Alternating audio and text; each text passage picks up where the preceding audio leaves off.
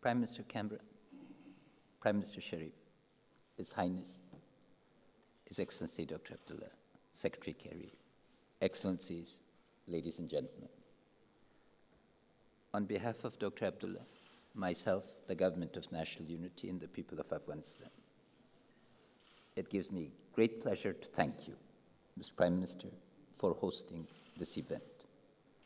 Let me take this opportunity first to pay tribute to over 3,400 NATO personnel who lost their lives in Afghanistan, over 30,000 who were wounded, and hundreds of thousands of the veterans of the war who remember our deserts, our valleys, and our mountains, and are marked by it for their life. I want to thank President Obama, Secretary Kerry, all the members of NATO ISAF countries for your commitment and for your leadership and for your sacrifices during the last 13 years, particularly during the last 10 years with us. I want to also pay tribute to children, men, and women, Afghans of all walks, who against all odds have embraced this partnership. There should be no doubt that we have a social consensus and a political consensus in Afghanistan on our partnership with the world in general, and those who've stood with us shoulder to shoulder in particular. The overwhelming vote of the two houses of our parliament, if there was ever proof on approving the bilateral security agreement and the status of forces agreement, should leave no doubt. A 99.9 Muslim country is proud of its partnership and happy to stand by it. This is unique, and all the leaders need to be complimented for having won the consensus of our people to this partnership. We, particularly Dr. Abdullah and I, are committed to this partnership and intend to act upon the will of our people.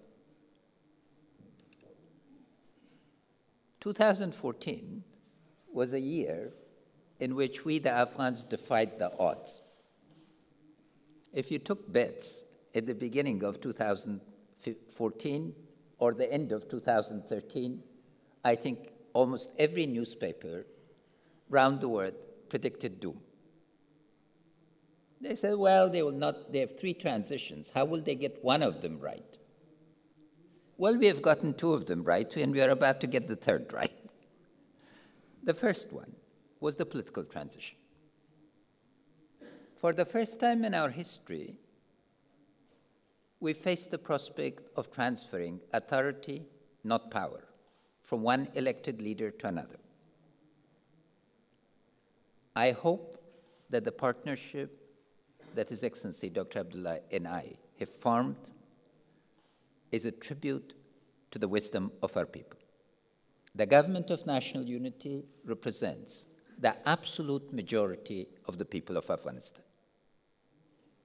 And what this transition means is that the process of state formation and consolidation in political consensus in Afghanistan is irreversible. Let our friends celebrate, let our detractors note that history will not be repeated, that we have overcome the past, we face the future with full unity and with confidence. The second transition was security. Again, there was all kind of speculation 4 years ago when we launched the security transition that we will not hold together. Well, the Afghan National Security Forces, I'm proud to indicate as their commander-in-chief, are assuming their patriotic duty of defending our homeland. If there is any sense that the state is about to collapse because of security, that's an illusion. Our national security forces, again, with support from our friends and partners, are fulfilling and capable. The capabilities that have been achieved in the last 4 years are unprecedented, and I want to thank all our partners for investing in the Afghan National Security Forces. Your continued support for Afghanistan, as manifested yesterday in agreement on the Resolute Support Mission, gives us the confidence that you'll be standing next to us, though in a non-combat role. This transition from combat to non-combat is welcome. The assurance that train, advise, and assist will continue is the vote of confidence. And again, thank you for your financial commitments to both your security and ours. I speak of your security and ours because we are joined by common interest to face common threats, and we are determined to overcome them. Acts of terror are vile. Yes, our children are dying. And when I hold those bodies, my heart breaks. Each time I make a call to the father of a girl who's been on her way to college, or hold or embrace the father of a child who's been killed while playing volleyball, only God knows. But we are not elected to lead in order to break down. We will face these threats and we will overcome them. It needs to be clear. Simultaneously, peace is our national priority, and we are determined to bring political disagreements to end politically. But we will not be forced out of the path that we've chosen and out of obedience to our Constitution and our values. Islam, our holy religion, is a civilization of tolerance. These acts, as our Council of Ulama said, have no place within our history. They do not have any grounding. And we ask all our partners and neighbors to stand with us, because no country is a fortress, and we all need to join forces. The third transition is economic. We articulated this. We have not done well. But that is the challenge that we've inherited, and we will face it. So let me speak now of transformation. 2 out of 3, I think, is a good record. But the fundamental issue that I want to highlight quickly 5 points. One, in the 2 months, the Government of National Unity has got the vision right. I hope that you've been convinced of the paper, that we know where to go and how to go there, how to get there. And our vision, Mr. Prime Minister, is to be the servants of our citizens. The vision of the Government of National Unity is to fundamentally change the relation between the governed and the government. The governed or the principal, the government or the agents.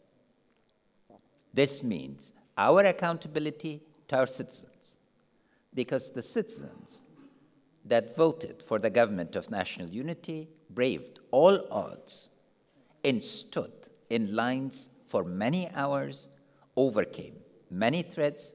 Dr. Abdullah and I are determined to deliver to them as their chief servants. And I hope that this transformation would mark the beginning of a virtuous circle that would enable us to overcome the past 35 years. Second, we've demonstrated how to build political capital. The Government of National Unity represents the will of the absolute majority of the people, and you've seen, with the formation of the government, quickly public consensus has come. Yesterday, Dr. Abdullah and I were speaking to a group of our diaspora here, and we told them that we've come with message of unity. Each time in the past we came, they were used to give us the message, you go get united in Kabul. Now we are telling them, we are united, come back and help us. And fortunately, dozens of young men and women immediately offered to return to serve their country. But we've not only gathered political capital, we've translated political capital into political will. We signed the bilateral security agreement in the SOFA on our first day in office, and on the second day, we tackled the grave risk to the reputation of Afghanistan called the Kabul Bank. I'm pleased to say that yesterday, the Supreme Court of Afghanistan affirmed the judgment of the appellate court. Within a month, there's a month that the culprits will have to make payments, otherwise criminal proceedings can start against them. We have not shown hesitation in tackling our problems. I hope that our paper is one of the most honest prepared by a developing country with immense potential and with immense problems. We know our problems, we own them. Our dialogue with the international community is changed. You, our partners, do not need to remind us that corruption is a problem or institution buildings is the objective. We own those and we will deliver. And now our dialogue will shift from why to how. And so our third issue is partnership. We've gotten partnership right. I hope that the new spirit of partnership that's coming from Kabul becomes infectious. And your presence here, every single one of you, is a vote of confidence in a stable and peaceful Afghanistan. We deeply thank each one of you. Know, please, that this government respects the opinions of the partners regarding structural shortcomings. And we want honest discussions, focused discussions, and more than discussions, actions that would get us to overcome those problems. The fourth issue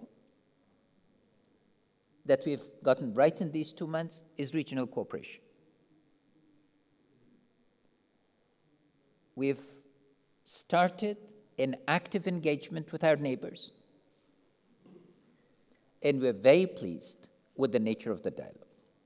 Thank you, Prime Minister Sharif, for indicating that a new strategic opportunity is opened up.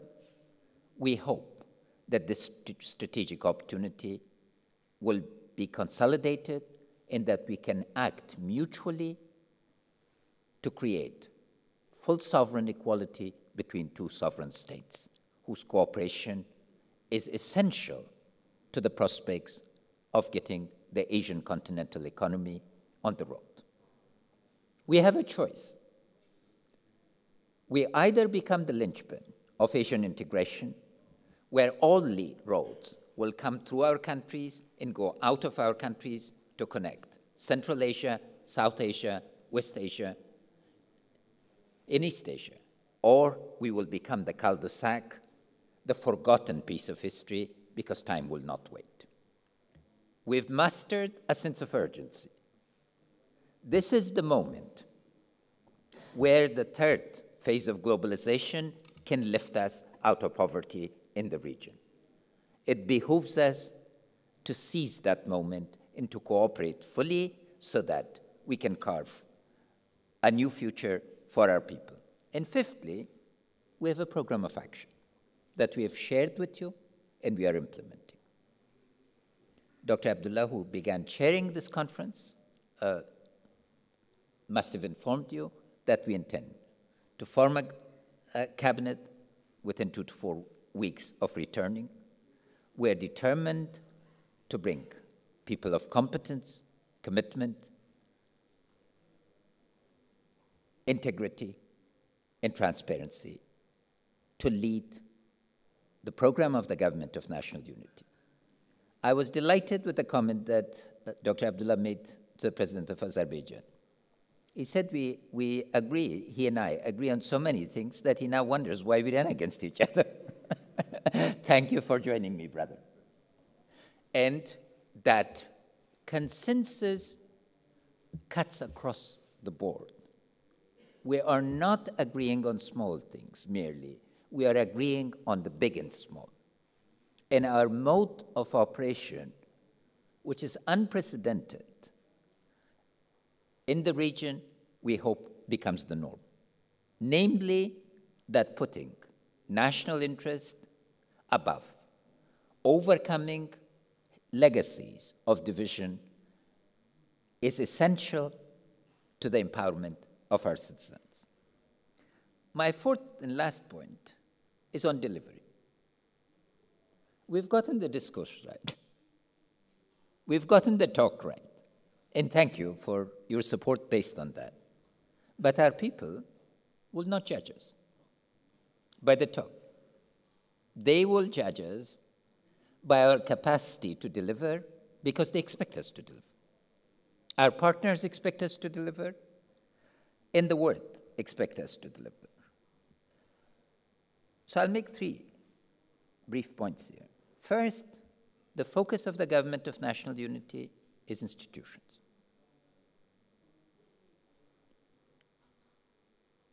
Let me repeat what Dr. Abdullah said yesterday. We want to make sure that the Government of National Unity leaves a legacy of making the Constitution a daily reality.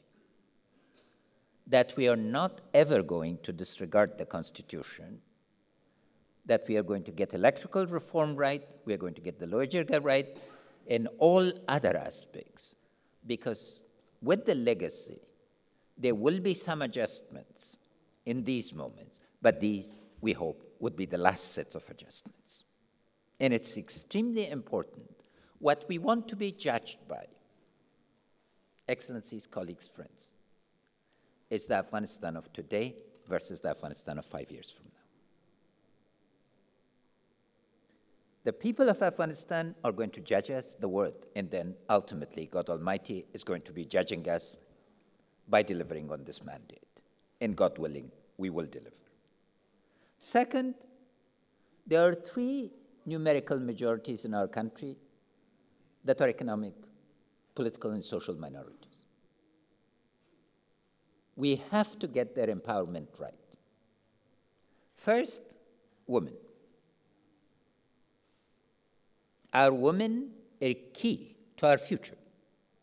Citizenship cannot be gotten right by depriving half the society.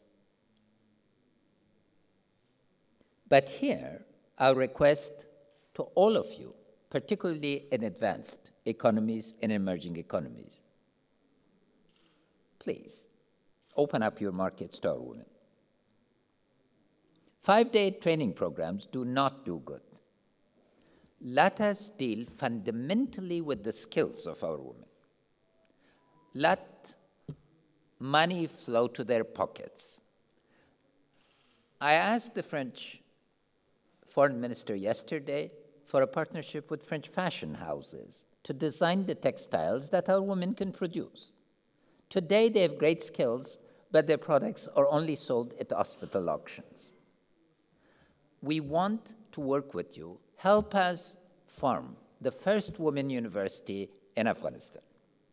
Help us form a series of women's colleges across the board, junior colleges, where, with the cultural norms, we can have the right empowerment. Make your training programs available. Allow women-to-women contacts. So it is extremely important to get this issue right with understanding that since this is the oldest problem in history, it is going to require sustained effort, and the effort needs to pay. We must be culturally sensitive, but our culture allows enormous accommodation, and we must take cultural change seriously. Second is our youth. The absolute majority of our population is under 30. 3 generations have lived with war. We hope that our first generation will live in peace. And not only live in peace, but lead the process of peace, instability, and prosperity. Investing in our youth is critical, not just to our stability, but to global stability.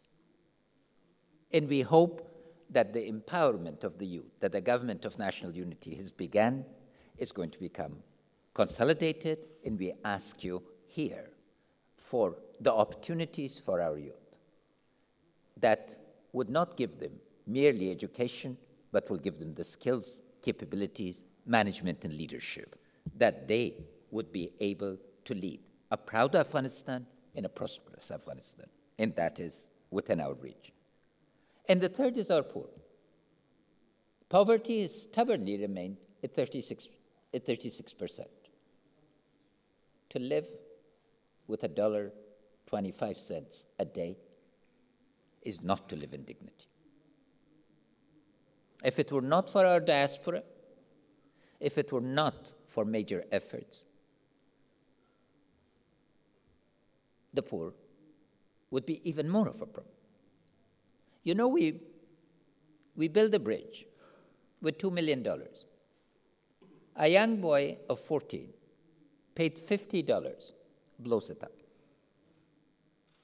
Poverty is a driver of instability. Recruitment into criminal gangs, global, is part of the problem. The narcotics problem. You know, they pay $14 to $17 a day, while the best public works program pays $2 a day. We need to focus on the issue of poverty in its eradication as a fundamental problem, and that is critical to the agenda of citizenship. An inclusive society requires stakeholders. We are going to begin with our urban property reforms so that every Afghan can literally own a piece of the country with the right documents, with full property rights. That their education will be meaningful after 6 years or 9 years, giving them a job, not illiteracy in 2 or 3 languages. So delivery of services becomes critical to this inclusive society because fortunately we've now created inclusive politics. Inclusive politics can create now the inclusive economy and the inclusive society that we desire. But that's my last point. We need to do development differently. When a government does not reform, parallel institutions are created. Marked projects are created. Technical assistance is created because it ignores the government. When a government does not reform, the partners feel right to protect their things. But global experience has made one point very simple. Parallel organizations do not work. Haiti is the best example, but there are multiple others. So we ask our partners to join us in the months to come to translate the program that we've presented to you into concrete mechanisms of delivery. We want to invite you, the best treasuries in the world that are sitting around, to agree with us on the best system of accountability, but let it be coherent. On the best set of program designs, judging sequence and capacity together so we can create a narrative of steady accomplishment. Afghanistan has the potential to be self-supporting, and hence our paper on self-reliance. But our self-reliance is not of the old fashion, to close ourselves against the world. Our self-reliance is going to come to embrace the world in a competitive economy. So creation of a legal economy that can drive the citizenship agenda and ensure that we can pay for our security is essential. We are determined to do business differently. Now we hope that our partners will be joining us in a spirit of full partnership and give and take, in hearing, listening, and then agreeing to move forward. So we want to propose to you, let's change the modality from projects to payment for results. Let us agree on results. You pay us after we've accomplished them. And then the next set. That mechanism will ensure that we are all happy and have a meaningful way forward. Let me, in conclusion, again, thank you, Mr. Prime Minister, for your personal friendship, for your repeated visits to Afghanistan. I recall the first time that you're a leader of opposition, that you went to Helmand, you got a detailed briefing, and the sun was so hot that nobody else could bear it, but you stood. And I hear that there was a officer who had not had a willing audience, so he gave you a real description. But your legendary patience, your willingness to both listen to that officer, to listen to your Afghan counterparts, and to lead in the global stage are all immense marks of a leader. We appreciate the role that you've played in facilitating dialogues and persuading other world leaders to pay attention to Afghanistan and in hosting this conference. Again, on behalf of Dr. Abdullah, myself, the government, and people of Afghanistan, let me thank you. Let me thank you, Mr. Prime Minister, Highness, Mr. Secretary, all excellencies, ladies and gentlemen, for a very successful conference, for your vote of confidence in the future of Afghanistan. We, the people of Afghanistan, are grateful and hope that with you, all of us will be more secure and that we will achieve the objective that we've all sacrificed so much for, a stable, peaceful, and prosperous Afghanistan. Thank you.